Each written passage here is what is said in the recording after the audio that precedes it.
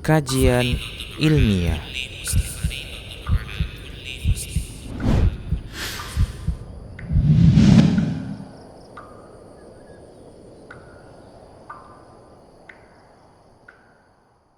Assalamualaikum warahmatullahi wabarakatuh. Innal hamdalillah nahmaduhu wa nasta'inuhu wa nastaghfiruh wa na'udzu billahi min shururi anfusina wa min sayyiati a'malina. Man yahdihillahu fala mudhillalah wa man yudlilhu fala hadiyalah. Wa asyhadu an la ilaha illallah wahdahu la syarikalah. Wa asyhadu anna Muhammadan 'abduhu wa rasuluhu sallallahu alaihi wasallam. Qala Allah tabaraka wa ta'ala, ya ayyuhalladzina amanu taqullaha haqqa tuqatih wa la tamutunna illa wa antum muslimun. Ya ayyuhan nasu taqu rabbakumul ladzi khalaqakum min nafsin wahidah wa khalaqa minha zawjaha wa batha minhuma rijalan katsiran wa nisaa'a wattaqullaha alladzi tasaaluna bihi wal arham innallaha kana 'alaikum raqiba. Ya ayyuhalladzina amanu taqullaha wa qulu qawlan sadida yuslih lakum a'malakum wa yaghfir lakum dhunubakum wa man yuti'illaha wa rasulahu faqad faza fawzan 'azima. Amma ba'd. Fa inna asdaqal hadithi kitabullah wa khairal huda huda Rasulillah sallallahu alaihi wasallam wa syarral umuri muhdatsatuha wa kullu muhdatsatin bid'ah wa kullu bid'atin dhalalah wa kullu dhalalatin finnar. Para saudara seiman, saudari seislam rahimani wa rahimakumullah. Alhamdulillah, di hari ini kita bisa bertemu untuk bermajlis ilmu, mengenal ketentuan-ketentuan Allah Subhanahu wa taala di dalam urusan muamalah, yaitu interaksi antar sesama manusia dalam urusan harta, yang disebut dengan interaksi muamalah. Dan pada pertemuan kali ini dan sampai 5 pertemuan ke depan insyaallah taala, kita akan membahas tentang permodalan syar'i yang sesuai dengan syariat Allah Subhanahu wa taala. Dan pada pertemuan kali ini insyaallah ta'ala kita akan bahas tentang mudharabah. Baik para hamba Allah rahimani wa rahimakumullah, mudharabah yang dia juga diberi nama oleh para sahabat dengan al-qirat. Al-qirat. Dua nama ini masyhur dalam istilah para ulama, al-qirat dan mudharabah. Kedua makna ini sama, yaitu sama-sama bermakna sebuah akad yang terjadi antara dua pihak dengan kesepakatan salah satunya memberikan sebahagian hartanya kepada yang lain untuk dikelola.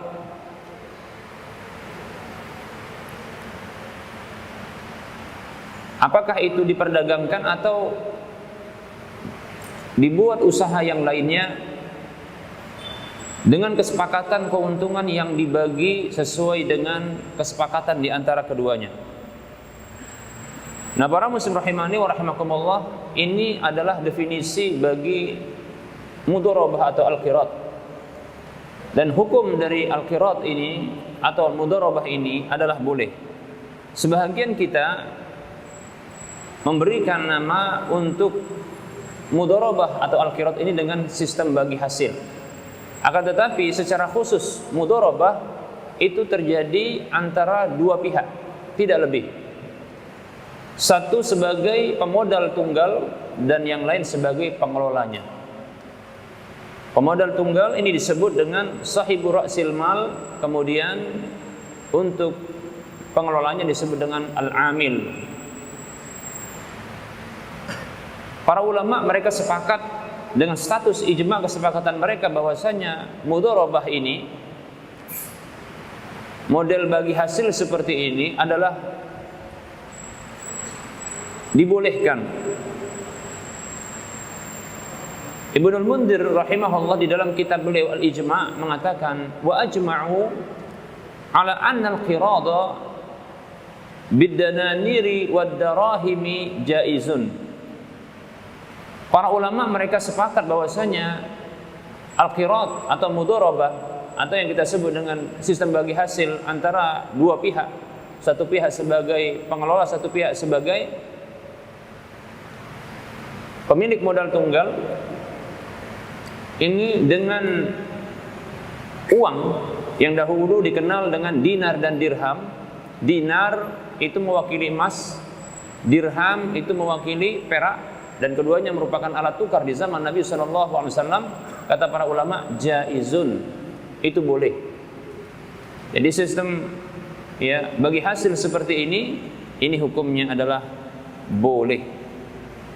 Dan penentuan kesepakatan, penentuan keuntungan antara kedua belah pihak, maka ini dikembalikan kepada kesepakatan mereka. Apakah sang pemilik modal dia mematok keuntungannya setengah dari keuntungan bersih dan sisanya adalah pengelolanya, atau mungkin 40% untuk pemilik modal, 60% untuk pengelolanya. Maka apa saja yang mereka sepakati dari keuntungan ini, para muslim rahimani wa rahimakumullah, maka ini diperbolehkan. Ingat ya, penentuan keuntungan ini dikembalikan kepada kesepakatan. Dan ini mudah, tidak sulit kalau yang seperti ini. Karena ini kembali kepada kerelaan. Nah, para muslim rahimani wa rahimakumullah, adapun untuk penentuan kerugian, maka pada dasarnya para muslim rahimani wa rahimakumullah, para pelaku usaha yang mereka ini adalah pengelola asalnya tentunya, kemudian ada pemodal dan dia adalah pemodal tunggal dalam hal ini, memang demikianlah ya kekhususan dari mudharabah ini atau al-qirad ini, pemodalnya tunggal, bukan pemodal patungan. Maka untuk penentuan kerugian yang sifatnya alami, bukan karena kecerobohan dan bukan dikarenakan pelanggaran kesepakatan yang dibuat oleh kedua belah pihak ini, baik itu pengelola maupun pemodalnya, maka kerugian yang sifatnya alami ini itu ditanggung penuh oleh pemodal.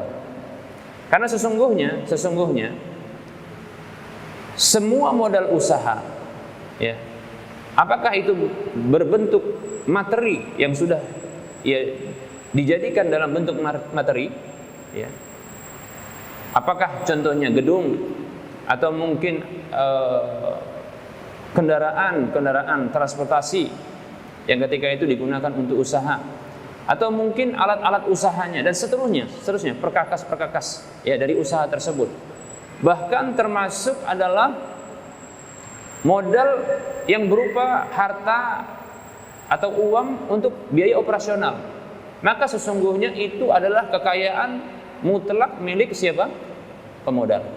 Oleh karenanya sangat logis dan ini sesuai dengan ya syariat. Ya, ditinjau dari syariat. Demikian pula secara logika, maka kerugian yang sifatnya alami ini memang semestinya ditanggung oleh pemodal tunggal ini secara penuh. Semua kerugian yang tentunya sifatnya adalah alami. Kenapa? Karena sesungguhnya al-amil yaitu pengelola,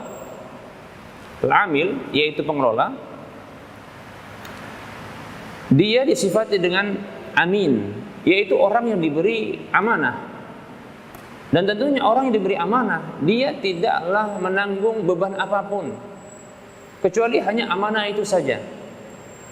Dan bila dia diberikan amanah, lantas terjadilah kerusakan pada sesuatu yang diamanahi, dan itu bukan atas dasar kecerobohannya, bukan atas dasar kesalahannya, namun yang sifatnya alami yang Allah takdirkan untuk dirinya, ya. Maka tidak fair, tidak logis bila ternyata dia orang yang diberi amanah dibebankan untuk menanggung kerugian yang sifatnya alami. Ini tidak logis. Ini menyalahi ya logika, menyalahi sifat keadilan. Apalagi ditinjau dari syariat. Demikian para muslim rahimani wa rahimakumullah. Oleh karenanya Ibnu Munzir rahimahullah juga menyatakan wa ajma'u ala anna rabbal mali idza naha al-'amila an yabi'a binasi'atin fa ba'a binasi'atin fa annahu dhamin. Kata Ibnu Munzir rahimahullah dalam kitab Ijma' beliau mengatakan para ulama mereka bersepakat bahwasannya pemilik pemodal apabila melarang, dalam kesepakatan disebutkan melarang pengelola untuk menjual barang yang disepakati, ya, usaha yang disepakati itu dijual dengan cara kredit atau pembayaran tertunda, lalu dia menjualnya, sang pengelola ini menjualnya dengan cara pembayaran tertunda, maka annahu dhamin, maka sang pengelola ini, pekerja ini, dia menanggung kerugian ketika itu. Ya, ketika itu dia menanggung kerugian. Menunjukkan bahwasanya para ulama mereka sepakat kalaulah tidak ada kesalahan secara sengaja, yaitu pelanggaran terhadap kesepakatan secara sengaja, tidak ada pelanggaran secara sengaja dan kecerobohan dari sang pengelola lalu mengalami kerugian, maka ini ditanggung, kesimpulannya tentunya ini ditanggung oleh siapa? Pemodal tersebut.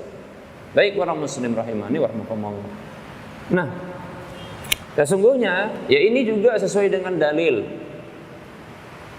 Ada seorang sahabat yang memang seorang pedagang. Di zaman Nabi SAW beliau dikenal sebagai seorang pedagang. Bahkan beberapa hadis terkait dengan muamalah jual beli ini berasal dari beliau. Dan nama beliau ini tenar. Ya. Nama beliau ini, sahabat ini adalah Hakim ibnu Hizam radhiyallahu anhu. Sahabat Nabi SAW. Annahu kana yashtaritu 'ala ar-rajuli idza a'tahu malan muqaradatan yadribu lahu bihi alla taj'ala mali fi kabidi rutubatin wala tahmilahu fi bahrin wala tanzilu bihi fi batni masirin fa in fa'alta syai'an min dzalika faqad damanta mali. Kata Hakim bin Hizam, itu seorang sahabat yang tentunya belajar muamalah ini dari Rasulullah langsung. Ya. Fikih muamalah beliau ini belajar langsung dari Rasulullah sallallahu alaihi wasallam, ya. Bahwasanya beliau ini pernah mempersyaratkan kepada seseorang yang menjalin kerjasama dengan model mudharabah apabila beliau radhiyallahu anhu ini, beliau yaitu Hakim ibnu Hizam memberikan harta untuk dijadikan sebagai modal dan diusahakan kepada seseorang, orang tersebut, ya. Lalu dia mengatakan kepada orang ini, alla taj'al mali fi kabidi rotobatin, jangan letakkan hartaku, barang-barang perniagaanku ini, ya, yang ketika itu dikelola oleh orang lain, ya, itu pada hewan tunggangan. Jangan juga dibawa di tengah lautan, ya. Jangan juga turun, ya, atau singgah pada sebuah lembah yang ini biasanya kalau hujan deras maka akan muncul air bah. Jangan letakkan di sana. Kalau kamu lakukan pelanggaran kesepakatan seperti ini, ya sedikit saja, maka engkau tanggung, ya, kerugian hartaku. Nah, ini menunjukkan bahwasanya apa? Bahwasanya bila terjadi pelanggaran kesepakatan atau kecerobohan yang dilakukan oleh pengelola, apabila, ya, kita ulangi, apabila terjadi pelanggaran kesepakatan yang telah disepakati antara pemodal dengan pelaku usaha atau pekerja atau pengelola, atau kecerobohan yang memang ini disengaja pula, maka pengelola menanggung kerugian. Sebaliknya, bila ternyata pengelola ini menepati dan telah sesuai dengan SOP, standar prosedur operasional yang telah dibuat, kesepakatan yang telah dibuat antara keduanya, namun terjadi kerugian yang sifatnya alami, maka para muslim rahimani wa rahmakumullah, kebalikannya, maka kerugian itu ditanggung oleh siapa? Pemodal. Bisa dipahami? Nah, inilah dia yang membedakan antara al-qirat dengan al-qard. Qirat yang tadi adalah akad mudharabah atau akad bagi hasil antara dua belah pihak, satu pengelola, satu pemodal, ya. Inilah yang membuat dia berbeda akad ini dengan al-qard, yaitu hutang piutang. Andaikan pemodal tadi dengan dia memberi nama sistem bagi hasil, atau dia sebut dengan mudharabah syar'i, ya, atau al-qirat dia katakan, namun dia bebankan kerugian, apa saja bentuk kerugiannya, baik itu disengaja maupun tidak sengaja, baik itu ada pelanggaran ataupun tidak ada pelanggaran, ya. Kalau ada kerugian secara mutlak itu ditanggung oleh pengelola, maka sesungguhnya dia adalah rentenir. Apa bedanya dengan rentenir, ya? Yang dia memberikan uang. Lantas nanti dia mendapatkan keuntungan sekian dan sekian, sementara uang atau dana yang diberikan tersebut dalam kondisi aman. Betul tidak? Aman selalu, harus dikembalikan. Apa bedanya dengan model mudharabah seperti ini? Paham ini? Jadi saya katakan, ya, kalau ada sistem bagi hasil, apakah disebut dengan mudharabah mungkin, ya, atau dengan al-qirat, ya, sistem bagi hasil yang syar'i begitu, sesuai dengan syariat, tapi sang pemodal menginginkan aman hartanya dalam kondisi rugi, dan dia tidak peduli kerugian apakah disengaja atau tidak disengaja, maka sesungguhnya aslinya, pada asalnya dia adalah rentenir. Akad ini adalah akad bukan al-qirat atau mudharabah, akan tetapi ini adalah akad al-qard, hutang piutang, ad-dain. Paham ya? Karena sesungguhnya penamaan itu tidaklah merubah hukum dan hakikat. Ya. Nama itu tidaklah dia merubah hukum. Ya. Apapun, ya, dan siapapun yang menamakan sesuatu berbeda dengan hakikatnya, maka yang dijadikan standar bukanlah dia nama, akan tetapi hakikatnya. Oleh karenanya, kaidah di dalam muamalah disebutkan oleh para ulama, ya, al-ibratu fil 'uqudi bil haqa'iqi la bil mabani atau bil alfazi. Yang jadi standar di dalam, ya, akad-akad muamalah, ya, adalah dia hakikatnya, bukan dia nama-nama, lafaz-lafaz yang dimunculkan, ya. Demikian para muslim rahimani wa rahimakumullah. Kita akan sebutkan sebuah kisah di mana kisah ini menunjukkan terjadinya mudharabah ini di zaman para sahabat Nabi SAW. Mudah-mudahan bisa kita percepat, ya. Setelah itu kita akan melakukan, ya, tanya jawab. Dari Zaid bin Aslam, dari ayahnya Aslam, ia menceritakan bahwasanya Abdullah dan Ubaidullah, yaitu dua putra Umar radhiyallahu an, putra Umar bin Khattab radhiyallahu an, yang mereka keluar pada sebuah pasukan besar menuju Irak. Tatkala mereka dalam perjalanan, ya, maka mereka melewati Basrah, wilayah yang gubernurnya di sana adalah Abu Musa al-Asy'ari radhiyallahu anhu, seorang sahabat Nabi SAW. Tatkala melewati tempat tersebut, Basrah tersebut yang ada gubernurnya, dan gubernur ini tentunya dipilih oleh siapa? Ayah kedua orang ini. Maka dua anak khalifah ini tentunya dikenal oleh Abu Musa al-Asy'ari. Lebih-lebih adalah Abdullah itu adalah sahabat Nabi SAW, sahabat junior. Ya, maka Abu Musa al-Asy'ari pun menyambut mereka dengan mengatakan marhaban, ya, dan mendoakan kemudahan untuk mereka.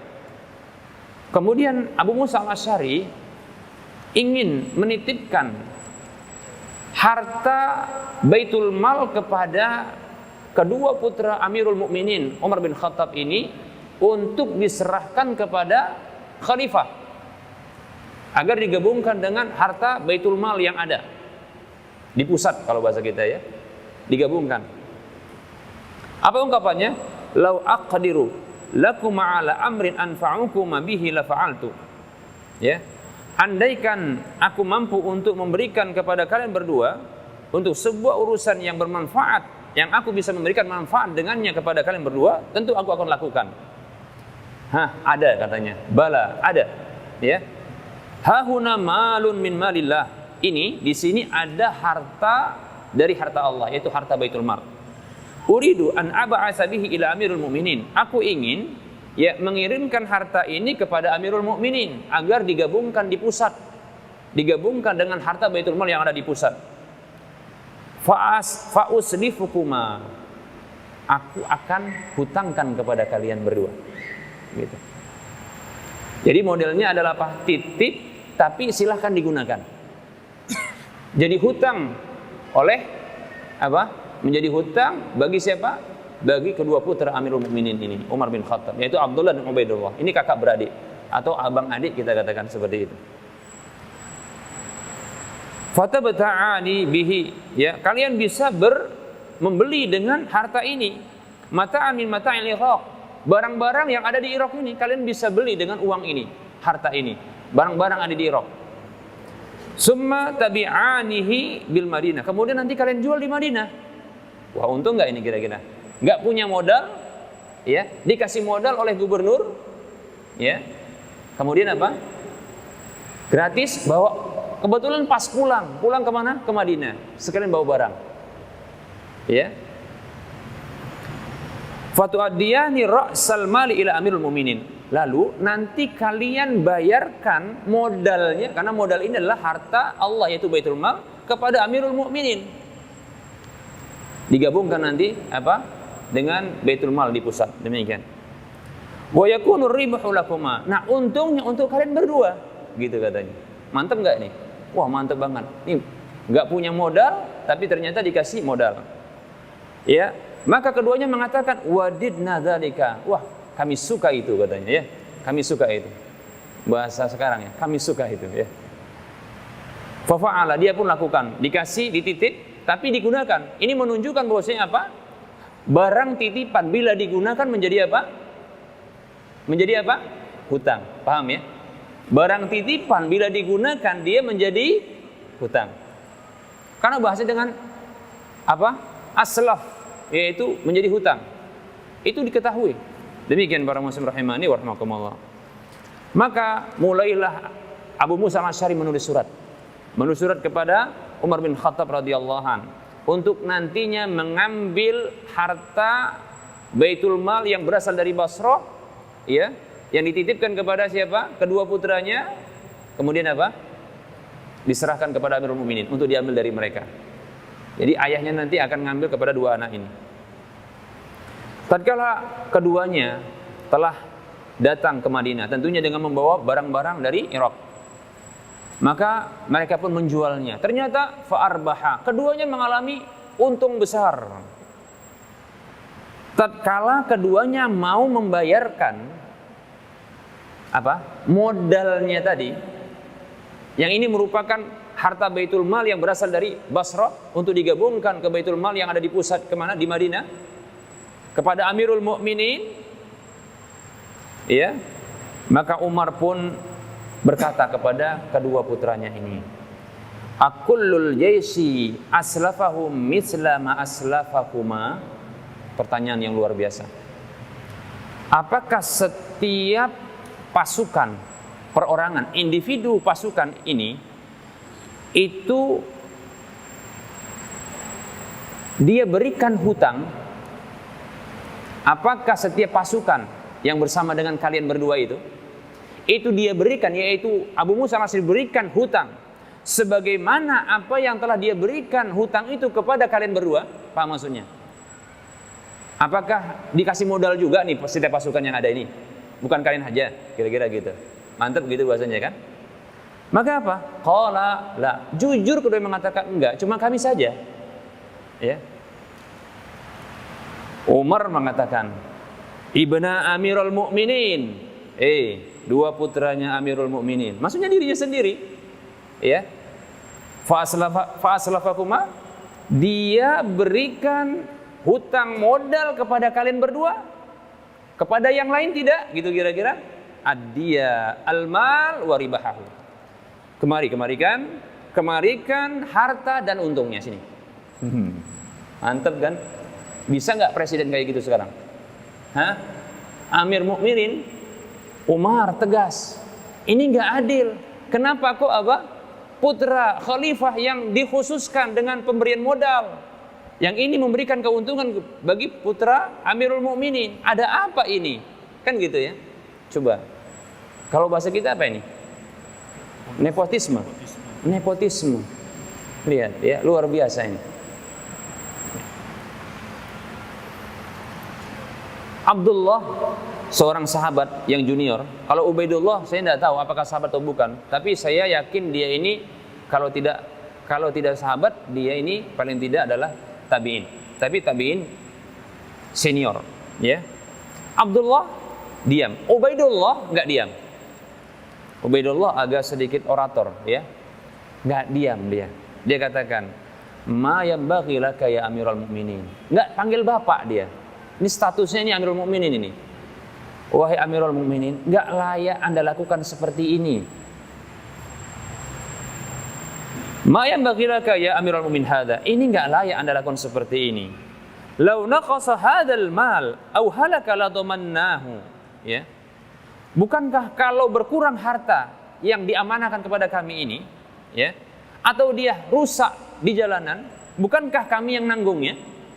Kan gitu ya. Kami yang nanggungnya. Umar mengatakan, ad-diyahu, bayarkan. Sini, kemari. Enggak peduli dia. Kenapa? Bentuk apa? Nepotisme. Luar biasa. Ini pemberian keuntungan kepada anak khalifah. Enggak suka Umar seperti ini. Pengkhususan. Kenapa kok yang lain tidak? Ya. Abdullah diam lagi, enggak komentar. Adiknya komentar. Ya, diulangi lagi kalimat yang sama. Enggak layak ini Anda lakukan wahai Amirul Mukminin. Ya. Lihat perdebatan antara anak dengan khalifah seperti ini, maka teman duduk Umar, penasihat Umar, ini segera angkat bicara. Ya Amirul Mukminin, wahai Amirul Mukminin, lau ja'altahu qiradon, gimana kalau andaikan Anda jadikan ini bentuknya qiradon, mudharabah saja, bagi hasil. Dibuat bagi hasil. Maka dapat saran seperti ini, masuklah ya saran ini ke dalam hati Umar. Ini tidak salah. Maka Umar pun mengatakan qad ja'altuhu qiradan. Aku jadikan ini akadnya qiradan, mudharabah, murni. Ya. Maka fa akhadha Umar ra'sal mal. Umar ini mengambil pokoknya wa nisfa ribahu, dan setengah keuntungannya. Modal diambil, setengahnya langsung keuntungan yang didapatkan oleh kedua putra beliau ini dengan setengahnya diambil. Wa akhadha Abdullah wa Ubaidullah ibna Umar radhiyallahu an nisfa ribahil mal. Sementara Abdullah dan Ubaidullah adiknya itu mengambil setengah keuntungan dari harta tersebut. Demikian. Nah, ini dalil yang menunjukkan bahwa Umar pun melakukan mudharabah, bahkan dengan kedua anaknya. Ada faedah di sini bahwasanya bolehnya ya merubah akad, ya. Bolehnya merubah akad. Ada perubahan akad walaupun telah terjadi keuntungan, ya. Asalnya adalah ini hutang ya asalnya antara Abu Musa al-Asy'ari dengan kedua putra Umar ini radhiyallahu an itu adalah hutang. Ya, hutang. Kemudian karena ada jaminan untuk menanggungnya, ya, maka Umar radhiyallahu an ini mengganti akad ini walaupun telah ada keuntungannya dengan dengan mudharabah bagi hasil. Demikian. Boleh ditentukan belakangan. Hadis ini hadis yang disebutkan oleh Ibnu Majah dan Baihaqi, ya, Imam Ahmad juga, Ibnu Majah kalau tidak salah, yang jelas dalam Baihaqi, ya. Ini dengan derajat yang sahih disahkan oleh Syekh Al-Albani rahimahullah dalam Irwaul Ghalil. Demikian. Jadi inilah ya kisah di mana kisah ini juga menjadi dalil bolehnya akad mudharabah. Demikian para muslim rahimakumullah. Untuk lebih semarak kita buka sesi soal jawab, kita serahkan kepada abang dan moderator. Silakan. Baik,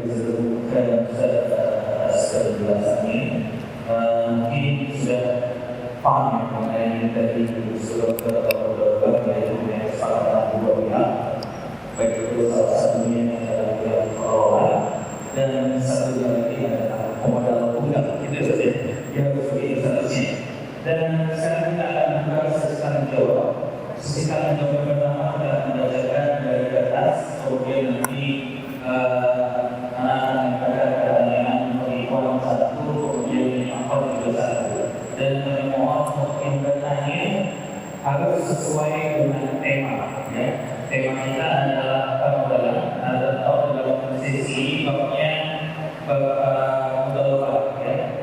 Oke, pertanyaan pertama Ustaz. Assalamualaikum Ustaz,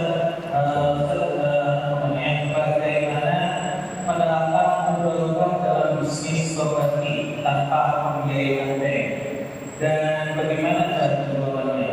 Karena harga rumah kan mahal Ustaz, yang murah harga dulu, ya. Karena harga rumah kan mahal Ustaz, pasti harus menyicil. Bagaimana prosedur Ustaz dalam menerapkan hukum Islam? Terima kasih Ustaz. Baik, ya. Bisnis properti, permodalan tanpa pembiayaan dari bank. Berarti sang pengembang dia tidak memiliki modal. Maka dia bisa mencari para pemodal. Kalau dengan model mudharabah tentunya ini sulit, ya. Sulit, kenapa? Berarti ada satu pihak atau satu orang yang dia menjadi pemodal tunggal. Dan ini perorangan, mudharabah ini perorangan, ya. Kalau dia ya beberapa pemodal patungan, maka ini tidak lagi dikatakan mudharabah, tapi dia menjadi ya musyarakah atau syarikah dan semisalnya, ya. Baik. Kalau bicara tentang penerapan mudharabah, maka kita katakan ya pengembang harus ya mencari join namanya, ya. Join. Dia harus berjoin dengan seseorang yang super kaya, ya. Berarti miliarder. Ya. Karena harta belader gitu, ya. Oh. Karena banyak katanya miliarder. Atau milioner. Triliuner gitu, ya. Pokoknya banyaklah hartanya. Maka semua modal usaha itu berasal dari satu orang ini. Kalau ada, kalau kita katakan ya ingin menerapkan mudharabah yang syar'i dalam bisnis properti, maka ya pengembang harus mencari mencari pemodal tunggal yang betul-betul kaya, yang bisa mengcover semua modal, ya. Adapun pengembang ini dia hanya bisa menghadirkan, dia memiliki ya keahlian ya properti contohnya untuk membuat rumah ya dengan perangkat-perangkatnya tentunya, ya. Kemudian dia menghadirkan atau menggandeng seseorang yang bisa menjadi pemodal tunggalnya. Dan setiap kerugian yang sifatnya alami dan hendaknya dibuatlah kesepakatan Antara keduanya yang tentunya tidak melanggar syar'i, kemudian disertai dengan keuntungan setiap laku setiap laku per unit rumah, ya. Ini dibuat kesepakatan agar jelas bila terjadi pelanggaran kesepakatan, maka ini ditanggung oleh siapa? Pengembang dalam hal ini, ya. Kalau tidak ada kerugian yang dilakukan atau tidaklah kerugian itu berasal dari kecerobohan dan pelanggaran kesepakatan dari sang pengelola, maka sang pemodal tunggal bersiap-siap dia menanggung semua kerugian. Contoh, ya, pemilihan lahan properti tersebut itu pada wilayah DAS, tahu DAS? Daerah aliran sungai. Ternyata karena lahan itu murah, ya, dibeli. Walaupun kita katakan tidak pas di DAS, karena DAS itu sebenarnya area harus bersih dari bangunan, tapi kita kan di pinggir. Akhirnya mereka memilih tempat yang rendah. Terjadilah banjir. Yang ini bukan pelanggaran kesepakatan, kan gitu ya. Dan sudah disepakati bahwasanya di sini ditentukan sebagai lahan pembangunan bisnis properti tersebut. Ternyata terjadi banjir, banyak rumah yang rusak. Maka siapa yang menanggung?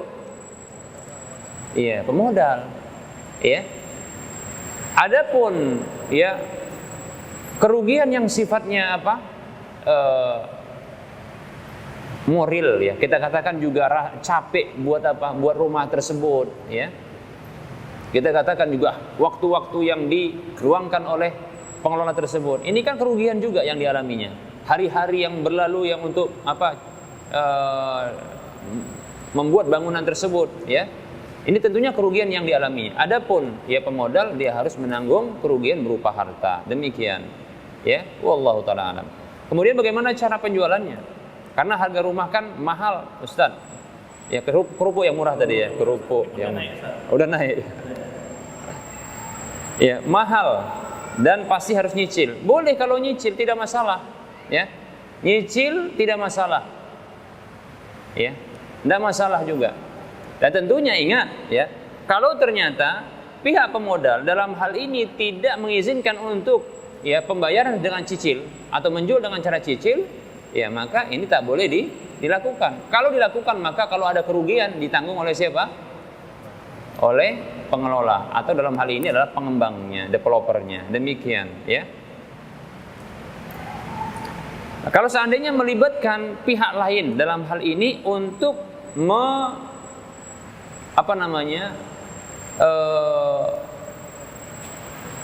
masuk, ya, sebagai kita katakan pemodal baru, dalam hal ini dia akan membeli rumah tersebut dengan cara tunai, lalu nanti dijual kepada calon pembeli, maka hal ini harus memenuhi 4 syarat.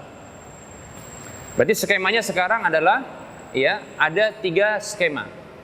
Di sini pemodal, kemudian maaf, ya, tadi pemodal sudah terpisah. Di sini ada pemilik rumah. Dalam hal ini, ya, pemilik rumah itu tergabung diantaranya siapa?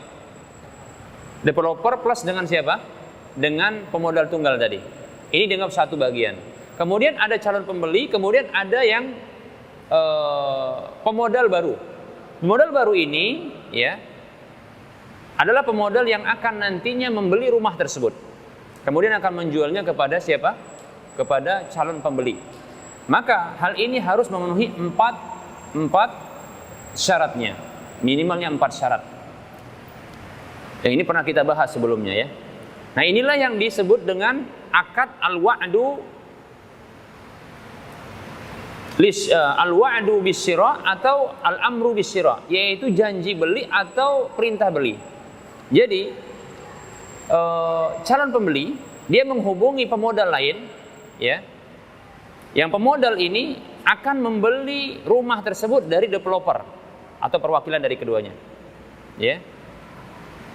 Syarat pertama adalah tidak boleh adanya kesepakatan harga antara, ya, pemodal baru yang baru datang sebagai nanti pemilik dananya dengan siapa? dengan calon pembeli. Tidak ada kesepakatan harga maupun keuntungan, baik itu dalam persentase ataupun nominal. Tidak boleh. Sebelum ya rumah tersebut berpindah, ya dibeli oleh pemodal baru ini. Kemudian yang kedua, syarat kedua, ya tidak ada akad jual beli sampai sempurna kepemilikan Kepemilikan rumah tersebut, ya berpindah kepemilikannya dari developer, dalam hal ini developer, ya kepada pemodal baru. Jadi dibeli oleh pemodal baru, ya rumah tersebut berpindah kepemilikannya. Apakah mungkin dengan cara dia kuncinya dia pegang atau mungkin suratnya seperti itu, ya. Kemudian baru setelah itu dia melakukan apa? Akad kepada calon pembeli. Ini syarat kedua. Syarat ketiga, adanya hak khiyar. Adanya hak khiyar, yaitu hak pilih, ya bagi kedua belah pihak, baik itu sang pemodal baru ataupun sang calon pembeli, ya punya hak khiyar untuk melanjutkan atau membatalkan jual beli. Contohnya, ternyata setelah terjadi akad harga tidak cocok, harga tidak cocok, sehingga mundurlah siapa? Sang calon pembeli. Maka itulah hak khiyar, harus diberlakukan. Tak boleh dia mengikatnya. Ini menunjukkan bahwasanya ya jual beli itu tidak terjadi sebelum akad jual beli antara sang pemodal baru dengan developer. Paham, ya? Kemudian syarat yang keempat, karena ini prosesnya adalah pembayaran pembelian dengan cara cicil, maka syarat yang terakhir ini adalah tidak ada denda keterlambatan berikutnya, ya. Ketika cicilan berjalan, demikian. Nah, seperti itu insyaallah taala, ya yang syar'i. Wallahu taala. Kita langsung bertanya di target karena memang konsep dari ini kita mau kepada misi dan sebenarnya dari lingkungan lebih boleh juga boleh silakan mungkin ada di banyak masalah yang silakan. Tapi waktu itu waktu usaha ini saat ini masya Allah. Boleh ditanya siapa tahu bisa diberikan solusi untuk kita. Atau namanya rumah silakan. Waalaikumsalam warahmatullahi wabarakatuh. Boleh, tapi yang paling penting kan yang kita tahu. Yang paling penting itu kita tahu.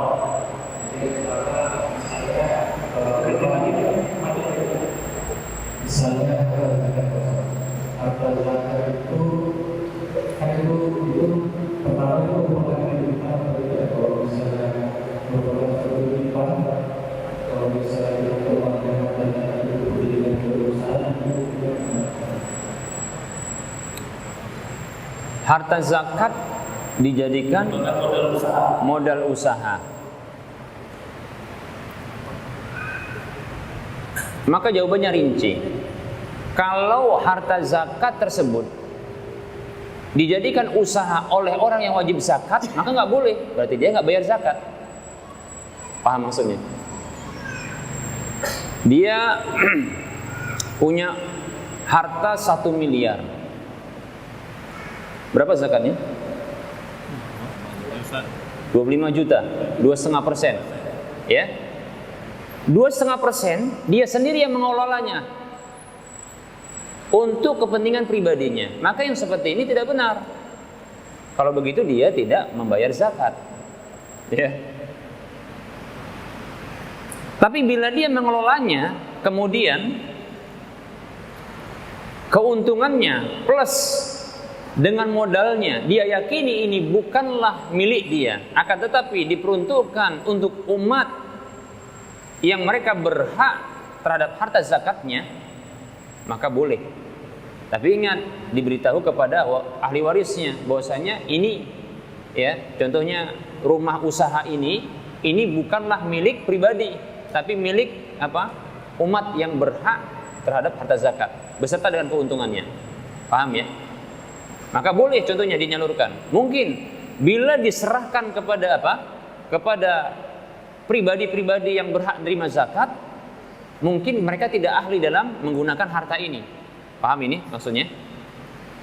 tidak paham, tidak becus begitu, sehingga keuntungan tidak akan didapatkan, hanya akan habis begitu saja. Dia inginkan harta ini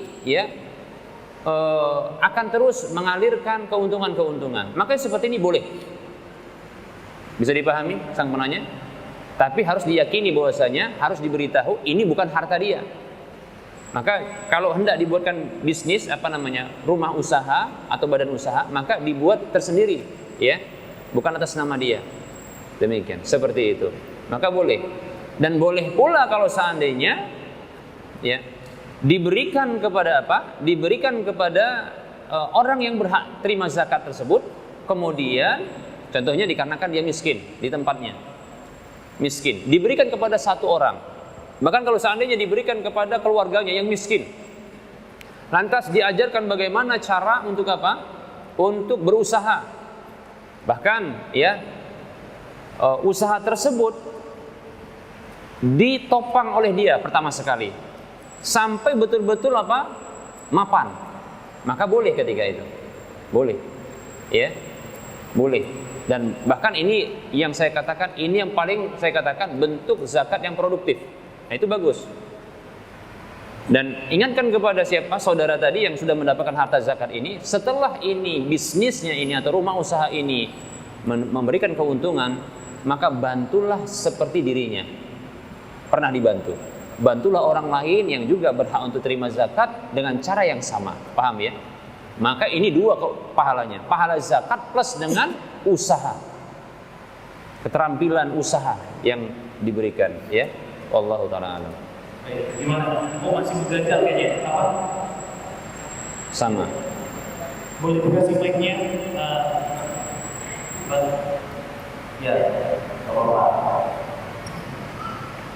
Siap. Oke, silakan. Jadi keuntungan yang didapat itu boleh digunakan atau tidak boleh, boleh saja. Keuntungannya boleh didapatkan oleh siapa? Pengelolanya, boleh, tidak masalah. Dan pengelola ini nggak mesti miskin, pengelolanya nggak mesti miskin. Hanya saja modalnya beserta sebahagian keuntungannya, itu bukanlah milik dari pengelola dan bukan milik orang yang berzakat, paham? Itu milik orang yang berhak terima zakat. Nah itu dia, paham ya? Semakin berkembang ini rumah usaha atau badan usaha ini, maka itu semakin bagus tentunya dan semakin banyak manfaat akan diberikan. Boleh seperti itu, tidak masalah. Masih ada pertanyaan? Kalau enggak nanti setelah ini aja kali ya, di luar sisi ini boleh Ustaz ya? Boleh. Boleh ya, karena biar yang lainnya kebagian itu aman ya. Baik, silakan yang Ahmad. Boleh ibu ini yang ada pertanyaan di belakang yang berkaitan dengan tema yang sesuai dengan tema. Jangan tema. Boleh silakan. Proses sebutkan nama pertanyaannya saja.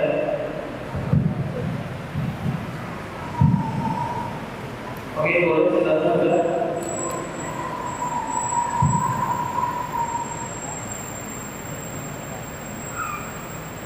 Ada? Waalaikumsalam warahmatullahi wabarakatuh. Terkait dengan permodalan, anak ingin bertanya, bagaimana jika modal kita dapatkan dari pekerjaan, lalu berikut digunakan untuk membangun usaha, tapi sebelumnya kita tidak tahu apakah pekerjaan itu laku atau tidak, dan setelah kita membangun usaha dan usaha itu maju, apakah dan dengan mengetahui pekerjaan itu haram, apakah keuntungannya harus kita lakukan? Jadi dia memakai modal dari pekerjaan yang lalu, tapi dia nggak tahu pekerjaan ini yang lalu ini halal atau haram. Kemudian kalau akhirnya ketahuannya haram, modalnya ini bagaimana statusnya? Baik. Bila menggunakan modal dari sebuah pekerjaan yang tidak diketahui halal atau haramnya, kemudian berjalannya usaha tersebut dan mendapatkan keuntungan, baru diketahui ternyata modal tersebut dari usaha yang dari pekerjaan yang haram, begitu ya? Begitu kan, akhwat? Baik. Ya, jadi bagaimana keuntungan dan modalnya, kan begitu ya? Maka bila usaha tersebut adalah usaha yang halal, bisnisnya bisnis halal, sementara modal contohnya adalah dari modal yang tidak jelas, maka wallahu ta'ala alam ini tidak bermasalah bagi apanya? Tidak bermasalah bagi akad bisnisnya, tidak masalah. Dia tidak memberikan pengaruh bagi hukum bisnis tersebut secara langsung, ya. Tidak memberikan pengaruh. Nah, hanya saja bila diketahui ternyata modal tersebut ya adalah dari pekerjaan yang haram contohnya, maka dia bisa lakukan setelah itu pembersihan dengan mengeluarkan ya sebesar modal yang jelas-jelas haram. Setelah berjalannya bisnis dikeluarkan ya, atau dikembalikan atau dikeluarkan, yang jelas dikeluarkan dari kepemilikannya atau dari usaha tersebut, bisnis tersebut. Apakah dengan cara sekaligus ataukah dengan cara cicil contohnya? Boleh, tidak masalah. Ya, demikian. Tapi ingat, saya hanya ingin memberitahu, saya pahami dari pertanyaan ini berarti modal tersebut dari orang lain, betul kan? Yang dihibahkan kepada dirinya atau diberikan kepada dirinya modal tersebut. Karena tadi tidak diketahui, kan tidak diketahui. Berarti dia tidak tahu modal ini dari mana. Tapi kalau seandainya dia mengetahui karena modal itu memang modal dia sendiri dari pekerjaan, contohnya dari pekerjaan yang haram sebelumnya, contohnya resign dari bank konvensional yang bekerja di sana, tentunya ini haram kan begitu ya. Lantas dia mendapatkan tunjangan, namun tunjangan ini nggak sakit ya, tunjangan ini nggak sakit, karena masya Allah gede ya. Tentunya sesungguhnya modal ini haram bagi dia karena ini merupakan masih ada turunan dan kaitan dengan pekerjaan sebelumnya, maka ini tak boleh dia terima asalnya. Tapi boleh nggak dia menggunakannya? Wallahu ta'ala alam, saya condong boleh dia gunakan dalam bentuk hutang, paham? Tapi wajib dia keluarkan nantinya. Bisa dipahami? Ya. Kenapa? Karena jelas dia mengusahakan harta tersebut atas pekerjaan yang haram sebelumnya dan dia mendapatkannya setelah itu. Maka itu seperti gaji-gaji sebelumnya, paham ya? Sama, haram. Maka ini harus dia bersihkan dari dirinya. Kalau dia gunakan untuk modal usaha maka boleh, tapi statusnya sebagai hutang yang wajib nanti dia keluarkan, paham? Masalah barokah saya nggak jamin ya. Tapi minta kepada Allah supaya jangan munculkan ketidakberkahannya pada usahanya itu saja. Makanya begitu dapat untung dibersihkan secepatnya, paham ya? Untung jangan dikumpulkan dulu untuk keperluan ini dan itu, tapi segera bersihkan agar dia terlepas dari gabungan harta haram, ya, dari harta yang telah bersih, paham ya? Ustaz, ini kan haram hartanya. Maka yang jadi standar bukan modalnya, tapi usahanya. Adapun modal dalam hal ini menjadi sah bagi dirinya karena dia hanya berhutang, paham ya? Dia tidak yakin ini harta milik dia, tapi ini hutang yang akan nanti dia keluarkan. Nah, maka ini yang membuat ini ya insya Allah bersih. Ini sama seperti seseorang yang mendapatkan modal dari harta haram. Sama saja. Masalah keberkahan saya nggak jamin, itu masalahnya. Sama. Bahkan saya condong, wallahu ta'ala alam, untuk seseorang yang mendapatkan hibah harta dan diketahui harta tersebut adalah harta yang haram secara perolehannya, usahanya, saya condong itu halal bagi dia untuk dia miliki. Karena dalam hal ini adalah apa? Perpindahan kepemilikan, ya, dari harta haram yang sifatnya perolehan, bukan zatnya, kepada dirinya dengan cara yang halal. Maka ini membuat halalnya harta tersebut untuk dirinya. Itu seperti contohnya seseorang, ya, yang bekerja di usaha-usaha yang haram, ya, lalu dia mentraktir makan, kita. Tentunya dia sedang memberikan, ya, hartanya kepada kita, betul tidak? Harta yang dia peroleh dengan cara yang haram. Tapi zat harta tersebut adalah halal. Berpindah kepada kita dengan cara hibah, yaitu traktir dalam hal ini. Hadiah, kan begitu. Maka ini halal bagi kita. Sebagaimana halalnya seseorang yang dia menjual barang kepada pelacur yang bekerja dengan menjual dirinya, atau para pegawai bank yang dia mendapatkan dari usaha perbankannya yang ribawi. Membeli barang yang halal, ya, dijual, ini perpindahan kepemilikan dengan cara yang halal. Kalau tadi hibah, kalau ini dengan cara jual beli, itu halal. Maka ini halal pula uangnya, walaupun uang itu datangnya dari siapa? Orang-orang yang punya usaha haram, paham ya? Halal bagi dirinya, perpindahan seperti ini.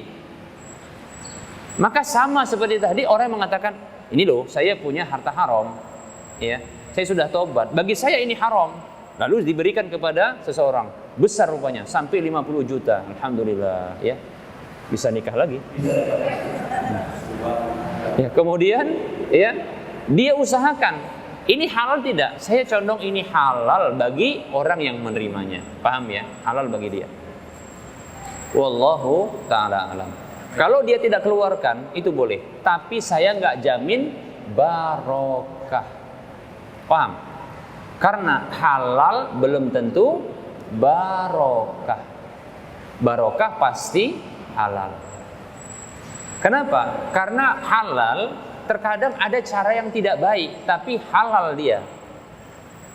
Nah, ini mengurangi keberkahan, paham ya? Ada cara yang tidak baik yang didapatkan. Contohnya apa? Seseorang yang dia mengambil harta dengan cara paksa. Orang tersebut terpaksa mengikhlaskan. Sebenarnya bukan mengikhlaskan, merelakan.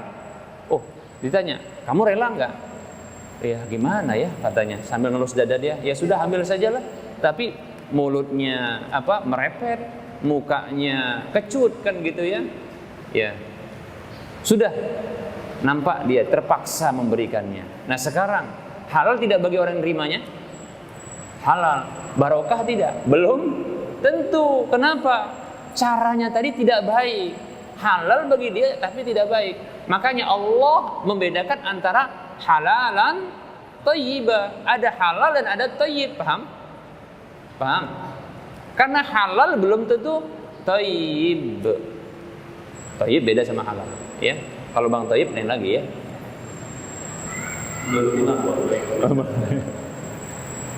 Baik, bisa dipahami? Baik. Baik, kita lanjutkan kepada selanjutnya dari Ikhwan tenaga boleh bertanya. Oke, yang paling depan silakan. Ya, mic-nya boleh dibuka dulu ya. Oke. Ini mic-nya boleh ada dibuka dari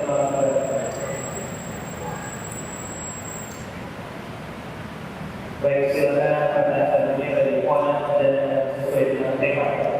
Boleh buka dari sama yang apa tadi yang sudah tentang kalau kita ada bagaimana dia kita kasih hadiah ya setelah hadiah ini selesai. Waalaikumsalam warahmatullahi wabarakatuh. Jadi zaman sekarang sudah juga di sana banyak orang yang berupaya mencari keuntungan dari jual orang lain sebagai dropshipper. Jadi tanpa modal mereka membangun barang yang sama dengan seperti yang sama, berharap ada pembeli yang datang kepada mereka. Akan tetapi orang yang proyek ini tidak menggunakan modal kecuali foto. Jadi apabila ada pembeli yang menghubungi dropshipper ini, dropshipper membeli lagi pada pihak pertama sebagai pembeli barang. Itu kasusnya pertama awalnya tidak tahu kan. Nah, dan apabila pembelinya tahu, apakah itu boleh? Ya. Saya coba menjawab ya sesuai dengan apa yang saya pahami dari pertanyaan. Drop shipper. Ya. Itu ya, drop shipping ya. Baik. Jadi ada orang yang dia mengunggah foto-foto jualan orang lain, gitu, milik orang lain di medsos atau di mana saja, jual beli online. Lalu ada calon pembeli. Begitu ada pemesanan, maka lantas dia baru mencari barang. Apakah langsung dia menjual barang tersebut dengan harga? Tidak. Enggak. Berarti hanya dia unggah foto-foto barang, kemudian begitu ada pemesan, baru nanti dia mengadakan barang, begitu? Iya. Ini nanti kita bahas pada pembahasan berikutnya. Iya. Antum sudah nikah? Mestinya yang antum percepat nikah, bukan pertanyaan ini. Luar biasa memang Ustaz ya. Iya. Ini pertanyaan sebelum waktunya. Iya. Padahal kebutuhannya menikah, bukan bertanya dengan pertanyaan ini. Berarti harusnya jangan drop shipping, drop uang emas maksudnya. Baik, gimana Ustaz nanti ya di kajian selanjutnya Ustaz ya? Ya, insya Allah itu nanti kita bahas ya di pembahasan tentang maklar ya. Maklar atau kita sebut dengan ya akad samsaroh. Nanti pun bisa cari samsaroh namanya ya, bisa juga. Maksudnya istrinya namanya samsaroh gitu ya, saroh.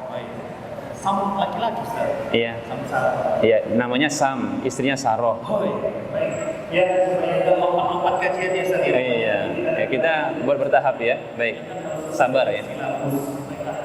Masih dari Ikhwan tadi, boleh siapa lagi? Jadi belakang, kayaknya ada ini boleh ditanya, boleh sebutkan namanya.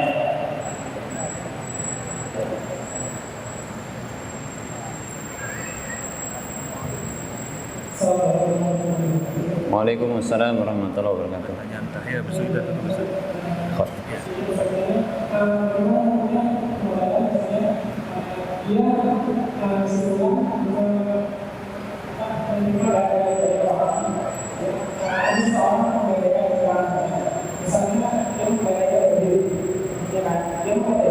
Berarti ini hutang.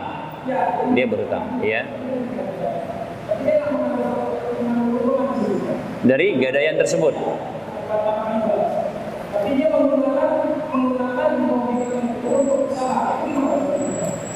Baik.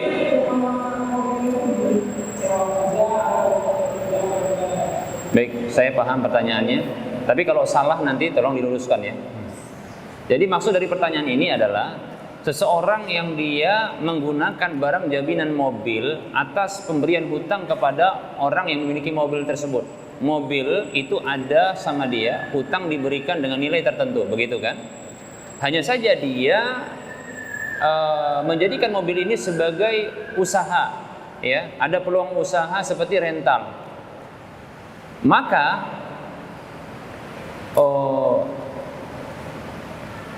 bagaimana yang seperti ini? Maka kita katakan bila keuntungan dari sewa mobil tersebut itu dimiliki oleh sang pemberi hutang, inilah riba.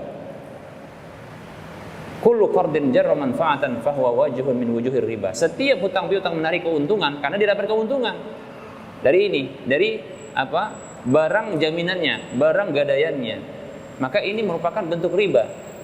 Ya. Dan kita katakan mobil ini kan milik dari orang yang berhutang. Maka kita katakan keuntungan dari mobil ini itu milik dari sang pemilik mobil. Dalam hal ini siapa? Yang mau berhutang. Ya. Berbeda halnya kalau seandainya dijadikan akad ini sebagai akad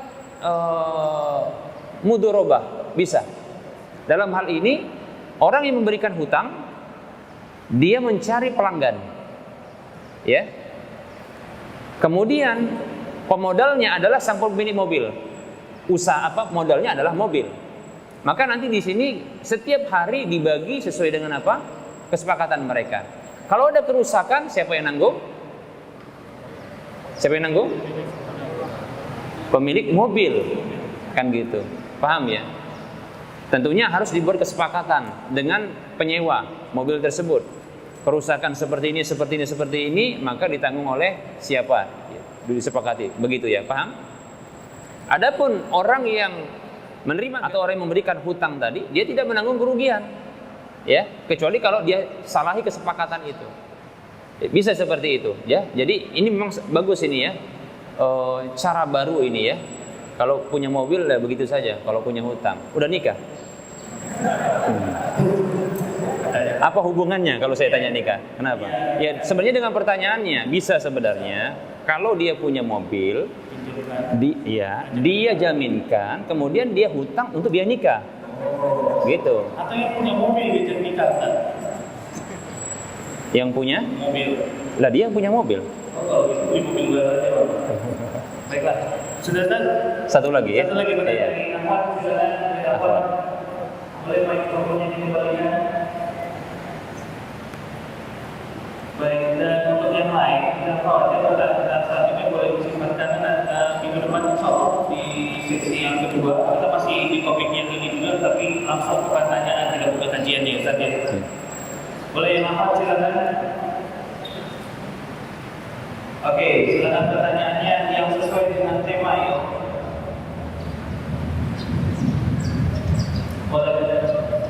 Assalamualaikum warahmatullahi wabarakatuh. Waalaikumsalam warahmatullahi wabarakatuh.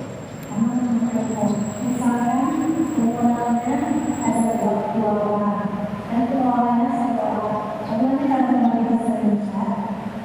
Pemodalnya dua, pemodalnya cuma satu, Ustaz. Assalamualaikum warahmatullahi wabarakatuh. Nanti kita bahas di pembahasan syarikah ya. Jadi ini lebih dahulu. Sebenarnya kayaknya pantas tadi yang duluan sama yang duluan tadi ya.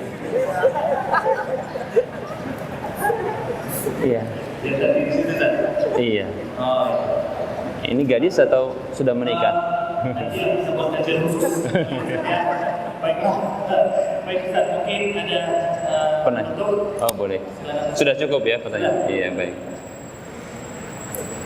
Baik, para hadirin sekalian rahimani wa rahmakumullah, mohon maaf ya bila saya pending jawaban untuk beberapa pertanyaan karena pertanyaan ini melangkah lebih jauh karena akan kita bahas pada waktu sesi berikutnya dengan tema yang berbeda. Adapun pertanyaan-pertanyaan yang saya jawab, ada sebahagian yang dia berkenaan langsung, ada juga yang dia tema lain tapi tidak mengapa ya.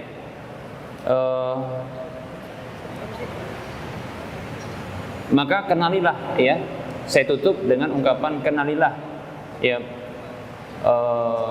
akad mudharabah ini dengan baik agar dia tidak sama dengan apa model hutang piutang. Karena saya dapatkan ya di masyarakat kita ternyata ya ada sebahagian mereka yang melakukan akad mudharabah, bahkan berani menamakan dengan mudharabah ya, atau akad bagi hasil yang syar'i, namun ternyata mereka pada hakikatnya sedang menjalankan hutang piutang yang menarik keuntungan, yaitu riba. Demikian. Lebih-lebih nanti ketika terjadi apa? Kerugian. Ternyata mereka tidak peduli dengan kerugian yang sifatnya alami. Maka sang pengelola dibebankan untuk menanggung kerugian. Walaupun saya katakan kerugian hanya sebesar sekian persen saja, padahal kerugian yang didapatkan itu sifatnya alami dan tidak ada pelanggaran kesepakatan, tidak ada kecerobohan, tidak ada pelanggaran kesepakatan. Kerugian didapatkan lantas sang pengelola yang tidak memberikan modal harta, dia harus menanggung contohnya sekian persen atau setengahnya, 50% atau 40% atau mungkin 20% atau 10%. Maka sebahagian dari akad ini mengandung riba walaupun lebih kecil. Semakin besar bahkan kalau penuh, maka ini dikatakan ya ada kezaliman sekaligus dia merupakan riba penuh, saya katakan ya. Ini akad riba yang penuh. Kalau hanya sekian persen, maka sebesar itu, sebesar persentasenya dia telah melakukan akad riba, maka ini tidak boleh, ya, ini terlarang. Dipelajarilah, ya, akad mudharabah ini dengan bagus, dengan baik, agar tidak menyerupai dan tidak terjadi, ya, akad ternyata akad ribawi, yaitu riba dalam hutang piutang. Baik. Mudah-mudahan bermanfaat kajian kita ini. Wassallallahu ala Muhammad wa ala alihi wa ashabihi ajma'in. Subhanakallahumma wa bihamdika asyhadu an la ilaha illa anta astaghfiruka wa atubu ilaik. Alhamdulillahirabbil alamin. Assalamualaikum warahmatullahi wabarakatuh.